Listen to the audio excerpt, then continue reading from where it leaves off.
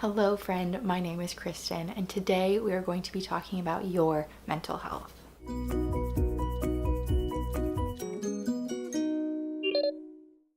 Welcome back to my channel, or welcome if you are new here. My name is Kristen and I am taking a slight detour from my usual topics to talk about something that I think is immensely important and something that is not talked about enough, and that is mental health.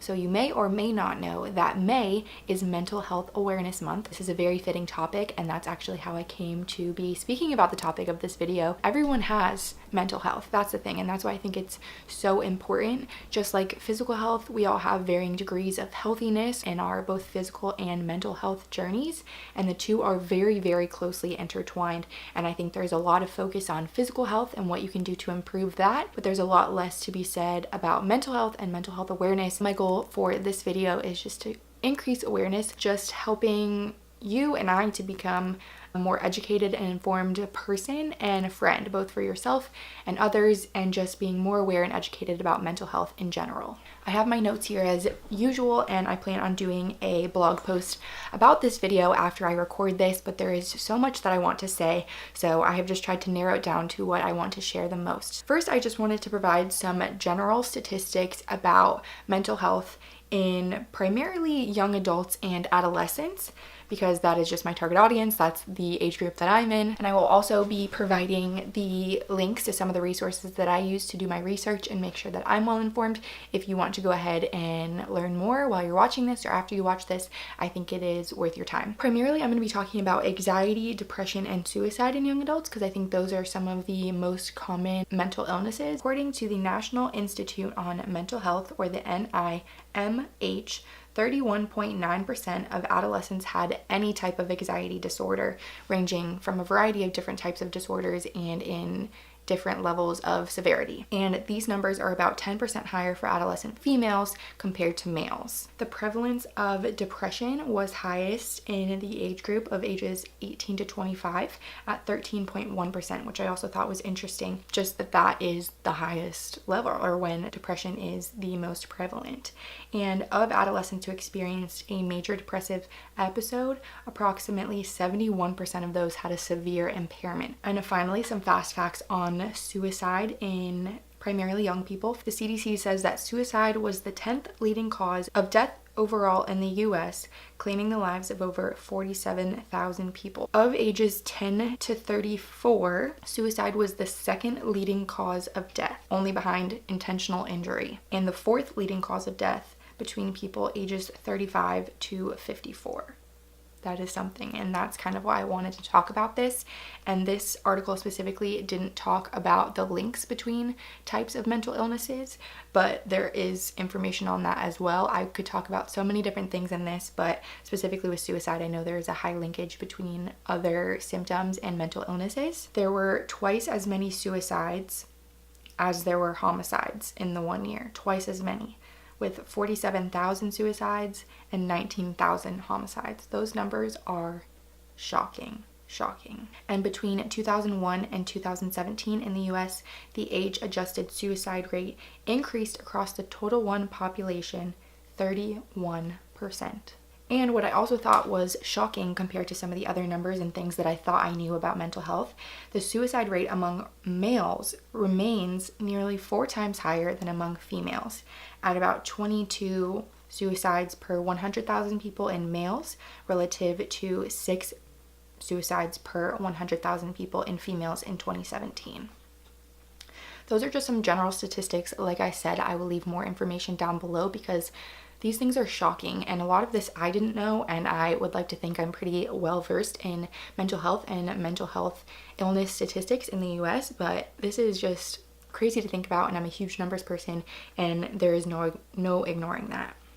Even in the absence of an official diagnosis or official treatment, many people still struggle with these symptoms or struggle with these things in day-to-day life, and many of them have significant impairment, which is a clinical term, or it just means that it's much more severe than people who experience this on a mild or less frequent basis. Overall, 1 in 5 adults, which is approximately 46.6 million people in the US currently, experience mental illness in any given year. If you just think about how many people you know, how many people are in your family, how many people you see on a daily basis, how many people are in your classes, how many people you work with, and just in general, it's 1 in 5. There's also a link between people living with serious mental illnesses and increased risk of other chronic medical conditions, primarily heart disease and blood pressure problems, with heart disease being another top leading cause of death in the US. And as I previously alluded to, young adults aged 18 to 25 have the highest prevalence of mental illness at 25.8% compared to adults ages 26 to 49, which comes in at 22%. My sister also advised me to include some of the common symptoms of depression and anxiety specifically, so that you can be aware if you're experiencing maybe a mild degree or severe degree of any one of these things, or just so that you can be aware of your loved ones as well. And really something that I wanted to emphasize in this video is just how to be an aware friend and an educated human. And just through my experience and my mental health journey, especially in the past year, I've seen a huge transformation in my friends and in my loved ones, and just how they can be aware of me and how we can be aware of each other. And I think that is something just super important and something you can always work on and improve upon for yourself and for others. Some of the common symptoms of depression are low energy, fatigue, sadness, loneliness, isolation, hopelessness, low self-esteem, and a sleep disturbance. For anxiety, which can also be closely linked to depression or other mental health illnesses, some of the common symptoms of anxiety that would differentiate it from depression specifically are feeling on edge, fatigue, difficulty concentrating, irritability, and sleep disturbance as well. And for me personally, the sleep disturbance is one of the kind of like most impairing things for me, that it can just be a huge struggle and kind of a huge disrupt in your day, as well as appetite issues. And I know a lot of people experience that kind of laying awake at night, not being able to sleep.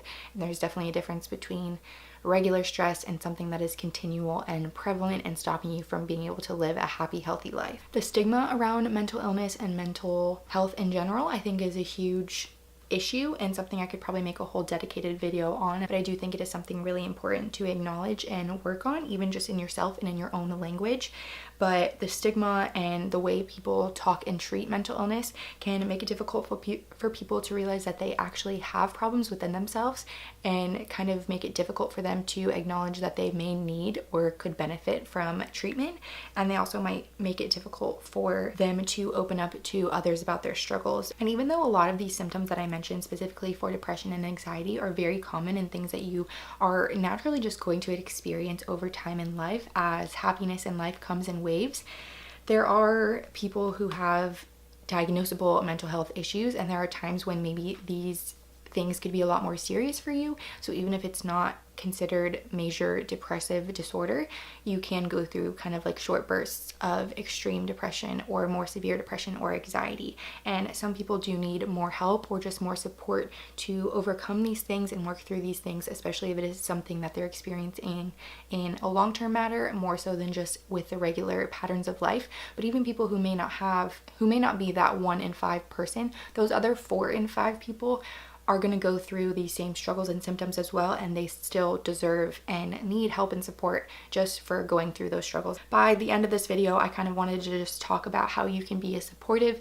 and encouraging friend, just to be a better person in general, but also just to be a person that people who struggle with mental health and mental illness can come to when they are going through things, or when they're beginning to realize that they have maybe a mental illness or that they're struggling with mental health, and just so that you can be ready and able to help them and just be the best friend possible to them. So a few of the things that I wanted to touch on to just be a better friend and a better friend to those who may be struggling with mental health and mental illness. To start with is just to know the warning signs, some of those really common symptoms, and just to be aware of your friends and when it's kind of normal phases of life versus a specific change, or when it becomes a habit or a pattern that you can tell is becoming unhealthy or something beyond what is just normal. Starting the conversation, and also just being available and being open and supportive to listening to what they have to say, because you honestly never ever know what somebody is going through. Even if they start to tell you about what they're experiencing, you never truly know what is exactly going on in their head. So if you can just be open and be ready and just create that environment of them feeling like they can talk to you, even if you don't understand, even if they do tell you their story and tell you what's going on, you may not know what to do with that or kind of how to help them, but you just being there and for them to know that you're listening, that you are there, and that you care about them, that you're not not judging them because of what they're experiencing, and also just to not make them feel crazy or unusual, that there's help available and that you're still there for them. It truly can be the difference between somebody making positive steps in their mental health journey and feeling like they are just alone and isolated. You can also offer support, again, just by being available to help, to listen, and to not be judgmental, and just to foster, that alone can just foster really positive relationships with the people that you know. And in general, I would just say to be patient, understanding, and provide help and hope. Be a friend along with the other ones. You can check in with people, avoid phrases like "you're fine," "get over it," and harmful jokes and phrases that aren't funny, and definitely increase the stigmas and negative ways people talk about mental health and mental illness. Get advice from trusted mentors if you feel like you need to, or if you're in a position where maybe you don't know what to do, but you trust an adult who can help you out more, to get resources or to help your friend. Also, just learn more and get educated. So be it reaching out to a trusted family member, friend, counselor, mental health professional, coach, faith leader, etc. Learning more, doing your own research. I truly believe knowledge is power, and you can help increase awareness just by learning more and knowing more and just being a supportive, patient, listening person. I just wanted to close by providing some kind of just general mental health improving activities that are just good for you in general, and also can just help to decrease stress and improve your mental health.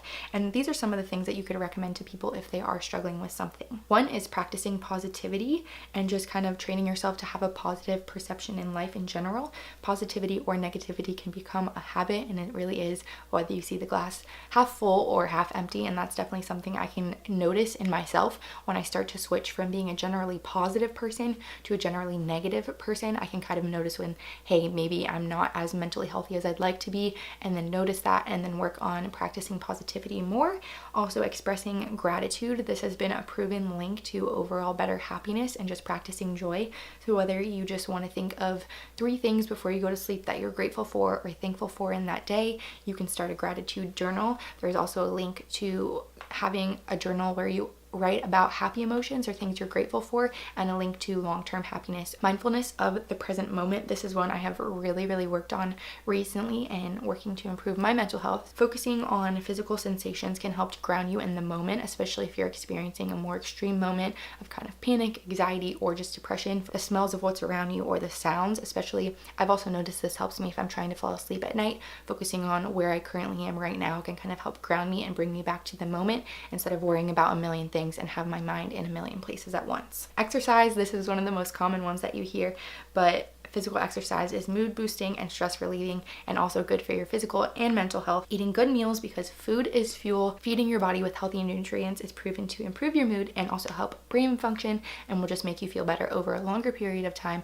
compared to eating junk foods kind of when it feels good. Opening up to others can help you build positive relationships, and also just kind of help you be more aware of your own emotions and then more in tune with others as well, which I think is so cool. And just that kind of works both ways, that when you're opening up to somebody else, you're improving your relationship, but then also giving them the chance to feel like they can open up to you. Finally, being kind, just in general. Practicing gratitude or practicing acts of kindness to others can help improve your own self-esteem while also doing something nice. Taking a break, especially in one of those stressful moments, can also help improve your mental health just by doing a simple breathing exercise, going for a quick walk outside, or having a healthy snack. And finally, good sleep habits do so much for you, and just like having regular physical exercise. I've noticed this also, that when I am sleeping good, I'm just a better person in general, and just having a regular sleep pattern of going to bed and waking up around the same time and having kind of a night routine and morning routine can help you just sleep better, and then also just be able to fall asleep easier when you are trying to go to sleep. There really is so much out there that you can learn and do to improve your mental health awareness, your mental health with yourself, and just being more aware of the mental health of your friends and family, because I think that is so incredibly important. Thank you so much for listening to me today, and for just hearing what I have to say, and for being somebody who cares about mental health. That really does mean so much, and I hope you can be and become a better friend to those around you, and also just improve your own mental health. If you like this video, be sure to give it a thumbs up. You can also subscribe below. So I would love if you stick around and join this community. Again, thanks for being here. I really do appreciate it.